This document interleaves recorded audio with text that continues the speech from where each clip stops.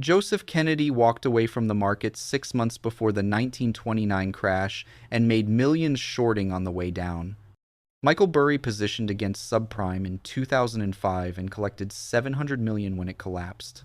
Bill Ackman turned $27 million into $2.6 billion in March 2020.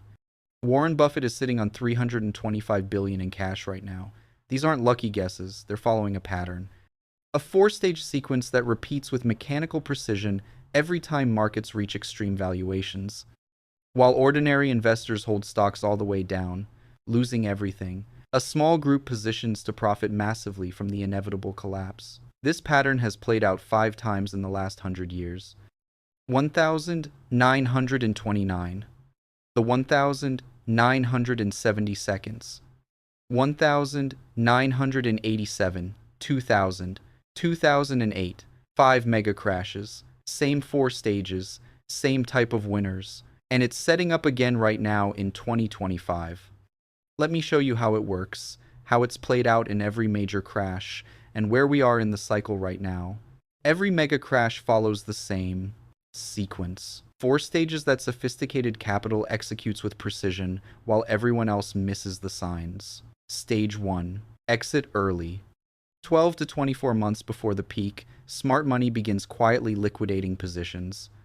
Not because they know the exact date of the crash, but because they recognize valuations have reached unsustainable levels. They raise cash while everyone else is euphoric. Stage 2. Buy insurance. 6 to 12 months before collapse, they buy protection. Put options, volatility instruments, credit default swaps, they pay premiums while markets keep rising. They lose money every month.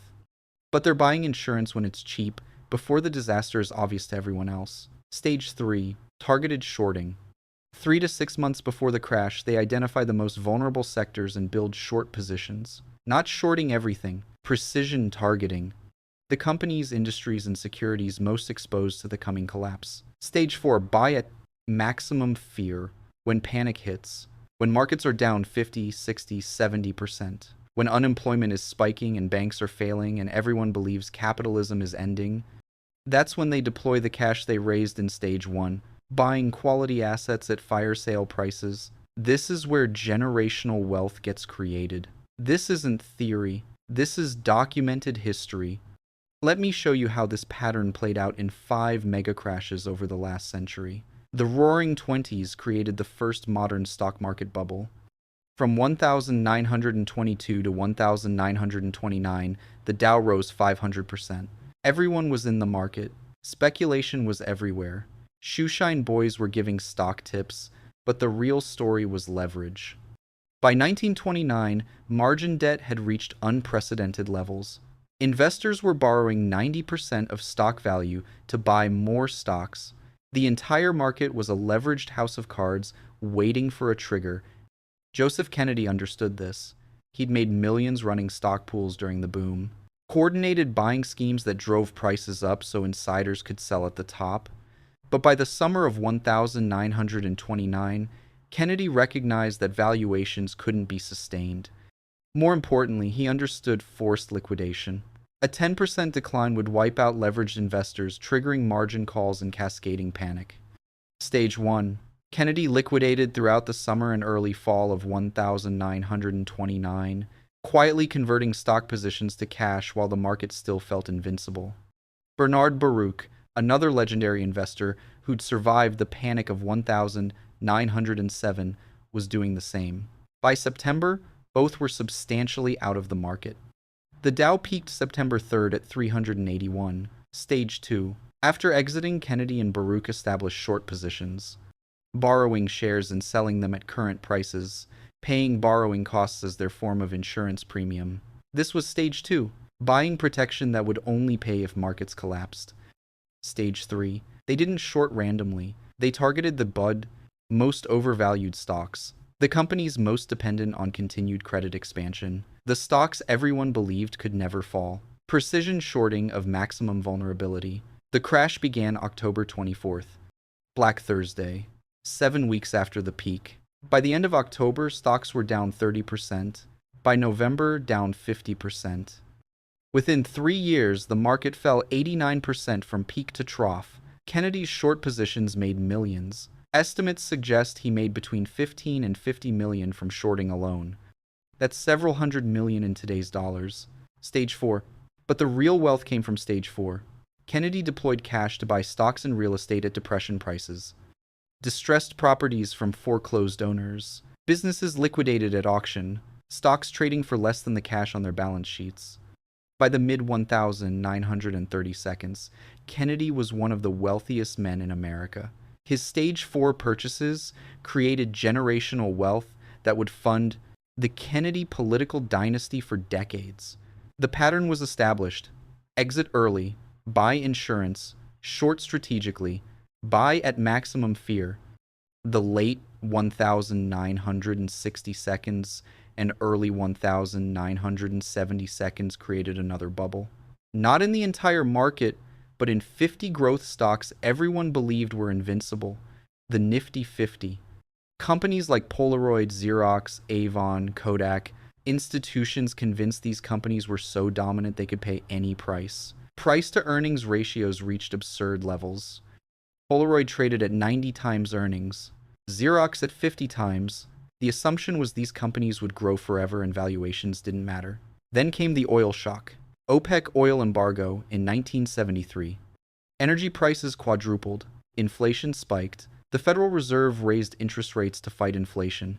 The entire macro environment shifted. Stage 1. Sophisticated investors had already begun exiting. Money managers who actually analyzed cash flows and earnings growth rates recognized that Nifty 50 valuations made no mathematical sense. They quietly rotated out of growth stocks into value, into commodities, into cash. This happened from 1972 through early 1973, before the crash was obvious. Stage 2. Some bought put options on overvalued growth stocks. Others positioned in sectors that would benefit from inflation and higher rates, effectively hedging their portfolio against the growth stock collapse. Stage 3. Short sellers targeted the most overvalued names. Polaroid at 90 times earnings was mathematically indefensible. When growth rates inevitably disappointed or interest rates made those future cash flows less valuable, these stocks would collapse. Short interest in Nifty 50 stocks increased through 1973. The crash was brutal.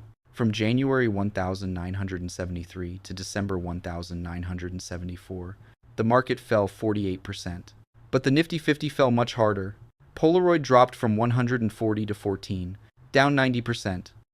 Xerox from 170 to 50. Avon from 140 to 18. Stage 4. Value investors bought aggressively at the bottom. Quality companies trading at single-digit price-to-earnings ratios. Dividend yields of 6, 7, 8%. The wealth transfer from growth stockholders to value buyers was massive. Those who bought in late 1974 captured the entire rally of the late 1000. 970 seconds and 1000. 980 seconds. The four-stage pattern repeated perfectly. Different bubble, different trigger, same sequence. October 19th, 1987, the stock market fell 22.6% in a single day, the largest one-day percentage decline in history. No obvious trigger, no recession, no financial crisis, just a market that had risen too far too fast and suddenly collapsed. But the crash wasn't random. It was caused by a new financial innovation, portfolio insurance. Institutions had started using computer programs to automatically sell stocks or buy put options when markets declined. The idea was to limit losses. But when everyone's computer program triggered at once, it created a feedback loop. Selling triggered more selling. Volatility spiked. Panic accelerated. Stage 1. Some sophisticated traders had recognized the risk in portfolio insurance. If everyone's selling algorithm triggered simultaneously, it would overwhelm the market's ability to absorb selling pressure. These traders began raising cash in the months before October, reducing equity exposure while markets felt stable. Stage 2. Others bought put options directly. If portfolio insurance was going to create a volatility explosion, puts would pay off massively. They paid premiums through the summer and early fall of 1987 while markets drifted higher. Stage 3. Short sellers targeted the most overvalued stocks and the companies most vulnerable to a liquidity crisis. When the crash came, these positions exploded in value. Black Monday hit without warning for most investors, 22% in a single day. Trading systems overwhelmed. Brokers couldn't answer phones. Margin calls everywhere. Total panic. Stage 4. But the crash created a massive buying opportunity. The fundamentals of the economy hadn't changed. Corporate earnings were fine. This was a technical crash, not a fundamental crisis. Value investors bought aggressively on Black Monday and the days after. Warren Buffett deployed capital into quality companies, suddenly trading 20% cheaper. Within 2 years, markets had fully recovered. Those who bought at maximum fear captured the entire recovery. The pattern held. Stages 1 through 4 played out in compressed time, but the sequence was identical. The late 1990 seconds created the most obvious bubble in modern history. Internet stocks with no revenue trading at billion-dollar valuations. Companies with nothing but a website and a dream going public and skyrocketing on day one. Everyone believed the internet changed everything and old valuation metrics didn't matter. By 2000, the Nasdaq had risen 1,000% in 5 years. Price-to-sales ratios reached levels never seen before or since. The average internet stock traded at 25 times sales. Not earnings, sales. Many had no earnings at all, just losses and promises. Stage 1. Venture capitalists and early investors had been quietly exiting since 1998 and 1999. They'd funded these companies at seed valuations of 5 or 10 million. When the companies went public at 2 or 3 billion, they sold. Not all at once, quietly, through lockup expiration periods and secondary offerings. Converting equity to cash while retail investors bought enthusiastically. Corporate insiders did the same. CEOs and executives at internet companies sold billions in stock through 1999 and early 2000. They knew better than anyone that their companies weren't worth these valuations. They sold to retail investors convinced the bubble would never end. Stage 2. Some hedge funds bought put options on the most overvalued stocks. Pets.com, Webvan, eToys, companies burning cash with no path to profitability. The puts were cheap because everyone believed these stocks would keep rising. The hedge funds paid premiums and waited. Stage 3. Short sellers identified the worst companies, the ones with the most unsustainable business models. Not Amazon or eBay. Those had real businesses, but the hundreds of copycat internet stocks with no competitive advantage and no profitability. Short interest in profitless tech stocks spiked in late 1999 and early 2000. The bubble peaked in March 2000. The Nasdaq topped at 5,048. Then it collapsed. By October 2002, the Nasdaq had fallen 78%. The average internet stock fell 90% or more. Hundreds of companies went bankrupt. Trillions in market value vanished. Stage 4. But this created the buying opportunity of a generation. Amazon fell from 107 to 7, down 93%. The company was still growing revenue. It had real customers and real infrastructure. Buying Amazon at $7 in 2001 was buying a quality company at a fire sale price. Those shares would return over 1,000 times in the next 2 decades. Same with other survivors. The wealth transfer from bubble buyers to crisis buyers was astronomical. The 4 stages again. Exit early. Buy insurance. Short strategically. Buy at maximum fear. The 2000s housing bubble was different. Not stocks, real estate. But the pattern was identical. From 2002 to 2006, housing prices doubled. Subprime mortgages exploded. Lenders gave mortgages to anyone with a pulse. No income verification, no down payment. Adjustable rates that would reset to unaffordable levels in 2 years. The mortgages were packaged into securities rated AAA and sold to institutions worldwide. Stage 1. Michael Burry started researching subprime mortgages in 2005. He obtained loan-level data and analyzed the actual borrowers.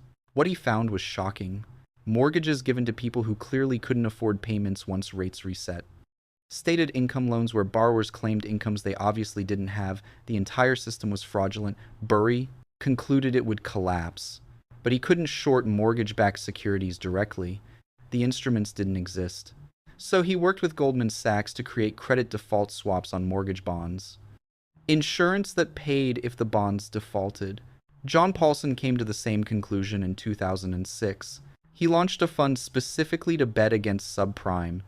He bought credit default swaps and raised cash while the housing market kept rising. This was stage 1. Exit the consensus long position and build cash positions while everyone else remained euphoric. Stage 2. From 2005 to 2007, Burry and Paulson bought billions in credit default swaps.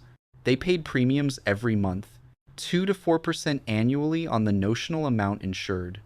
For 2 years, they paid these premiums while the housing market rose, and their investors revolted. Some tried to pull money out. They thought Burry had lost his mind. But this was stage 2. Buying insurance when it's cheap, before the disaster is obvious to everyone. Stage 3. They didn't just buy swaps on any mortgage bonds, they targeted specific tranches of specific securities. The bonds backed by the worst mortgages. Subprime loans in Florida, California, Arizona, Nevada. The speculation hotspots. Adjustable rate mortgages resetting in 2007 and 2008. Precision targeting of maximum vulnerability. Paulson also shorted specific financial companies. Lehman Brothers, Bear Stearns, Washington Mutual, companies whose exposure to subprime made them insolvent. This was controversial. Wall Street analysts rated these stocks as buys. The consensus was they were too big to fail, but Paulson saw the math. Their assets were worth far less than their liabilities. Housing peaked in 2006. Defaults started rising in early 2007. By 2008, the crisis was in full acceleration. Bear Stearns collapsed in March. Lehman Brothers filed for bankruptcy in September. The largest bankruptcy in American history. The credit default swaps exploded in value. Contracts Burry bought for a few million paid out hundreds of millions. Paulson's fund collected $15 billion when the swaps paid out. His personal take was $4 billion. Stage 2 and 3 paying off massively. Stage 4. Warren Buffett deployed in September 2008 at peak panic. $5 billion into Goldman Sachs. Preferred shares paying 10% annual dividend plus warrants. It was an incredible deal. Goldman desperately needed capital. Nobody else would provide it. Buffett stepped in and made tens of billions from that single investment. He made similar investments in Bank of America and others. He bought stocks of quality companies at depression prices. Those investments tripled and quadrupled over the next decade. Bill Ackman did the same in March 2020. As COVID hit, he bought credit default swaps on investment-grade corporate bonds for $27 million.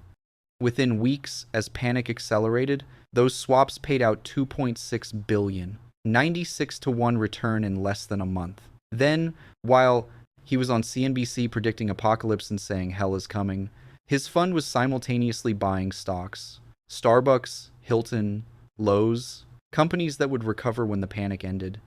Within months, markets rebounded. Ackman had his best year ever. Perfect execution of stage 2 and stage 4. Buy insurance on the way down. Buy assets at maximum fear. 5 mega crashes in 100 years. 1,929. 1,973 to 74. 1,987. 2,000. 2008. Every single one followed the same 4 stages. And now in 2025, the pattern is setting up again. Stage 1 is complete. Warren Buffett is sitting on $325 billion in cash, the largest capital position in market history. When asked why, he said he can't find anything attractively priced. Translation: everything is overvalued. Jeff Bezos has sold over $13 billion in Amazon stock. Not small diversification sales. Systematic liquidation of his core position. Mark Zuckerberg has sold billions in Meta. Jamie Dimon sold JP Morgan shares for the first time in his tenure as CEO. Insider selling across corporate America has reached levels not seen since 2007, right before the financial crisis. The Buffett indicator, which divides total stock market capitalization by GDP, sits at 185%. Buffett himself has said anything over 120% indicates dangerous overvaluation. This is stage 1. The smart money is exiting. Stage 2 is ongoing. Put-call ratios have been elevated through 2024 and 2025. More investors buying protection than buying speculative upside bets. VIX call options, which profit when volatility spikes, have seen unusual institutional buying. Large purchases expiring in mid to late 2025. These are bets that markets will crash during that window. Credit default swaps on commercial mortgage-backed securities have spiked 300 to 500% since 2021. Someone is paying these elevated premiums because they've done the math and believe commercial real estate will collapse. Bill Ackman has publicly discussed buying protection similar to his March 2020 trade. He sees risks in commercial real estate and regional banks. This is stage 2. Buying insurance before the crash is obvious. Stage 3 is being established right now. Short positions in commercial real estate securities and regional banks are being built by hedge funds. Commercial real estate is in a death spiral most people don't understand yet. Office buildings sit 40 to 50% vacant due to permanent remote work. These buildings were financed at 3% interest rates. Those mortgages are maturing and need refinancing at 7 to 9%. Triple the interest rate, the math doesn't work, defaults are inevitable. Over $2 trillion in commercial mortgages come due in 2025 and 2026. A significant portion won't be refinanced. Owners will default and walk away. This has already begun. Brookfield Asset Management defaulted on 2 Los Angeles office towers in 2024. Just handed the keys to the lender. Regional banks are the primary lenders for commercial real estate. When those loans default, the losses eat through the bank's capital. When capital falls below regulatory minimums, regulators close the bank. Silicon Valley Bank collapsed in March 2023. Signature Bank the same week. First Republic in May. We weren't even in recession yet. These banks failed because of interest rate exposure and bad loans. More failures are coming. The banks with the highest commercial real estate concentration in markets, with the worst vacancy rates. San Francisco, New York, Chicago, Los Angeles. Short interest in these banks has spiked. This is stage 3. Precision targeting of maximum vulnerability. Stage 4 is waiting. The massive capital reserves raised in stage 1 are ready to deploy. Buffett's $325 billion. Private equity firms sitting on hundreds of billions in dry powder. Apollo, KKR, Blackstone, Carlyle. Capital raised from investors but not yet deployed. This isn't money they're planning to deploy at today's prices. It's money being held specifically for stage 4.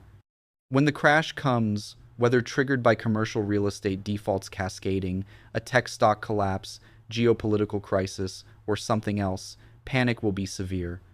Markets could easily fall 50 to 60%, maybe more if it's worse than 2008.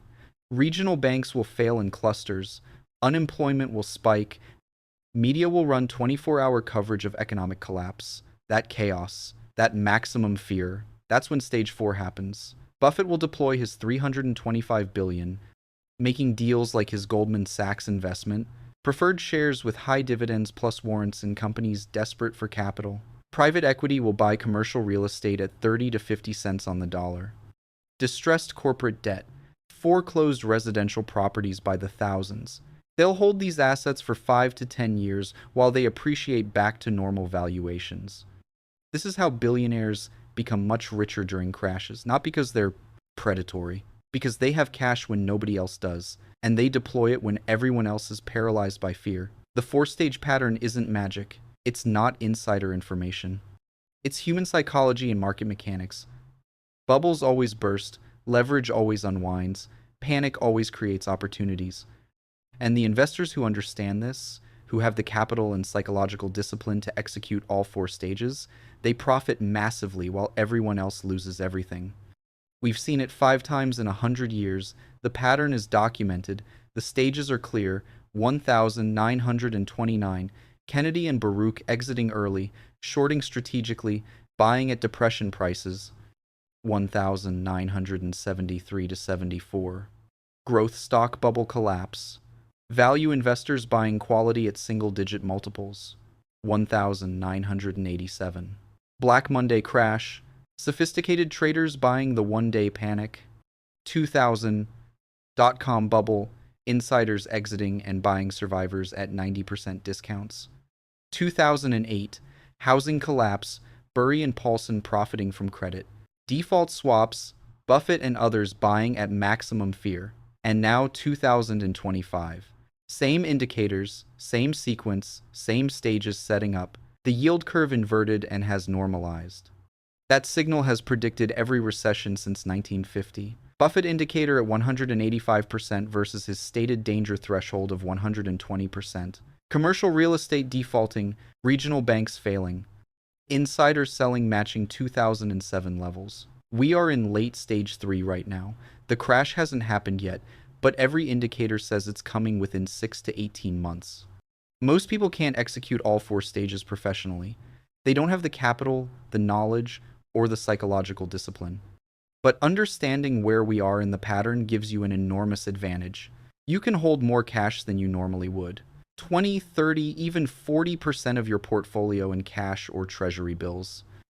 Yes, you might miss some gains if markets continue rising, but you'll have capital to deploy when the crash comes. And buying stocks when they're down 50 to 60% will generate far more wealth than holding through the decline. You can buy some protection. Put options on SPY aren't complicated. Buy puts expiring in 6 to 12 months at strike prices 10 to 20% below current levels. You'll pay maybe 1 to 3% of your portfolio value. If markets crash, those puts could return 5 to 10 times what you paid. If markets don't crash, you lose the premium. That's what insurance is. Most importantly, when stage 4 arrives, when markets are down 50%, when banks are failing, when everyone around you is terrified, have a list ready. Quality companies you want to own. Companies with strong balance sheets, low debt, products people will always need. These companies will be on sale at prices you'll never see again in your lifetime. The fear will make it feel impossible to buy. Every emotional signal will scream, wait, it's going to get worse. Ignore those signals. That's stage 4. And buying at stage 4, at maximum fear, has created more wealth than any other investment strategy in history. 5 mega crashes, same 4 stages. Same winners and losers. The pattern is clear. The stages are documented. We're in stage 3 right now. Are you behaving like the crowd that holds all the way down? Or like the few who understand the pattern and position before everyone else? The next stage 4 is coming. Whether you're ready for it will determine which side of the wealth transfer you're on.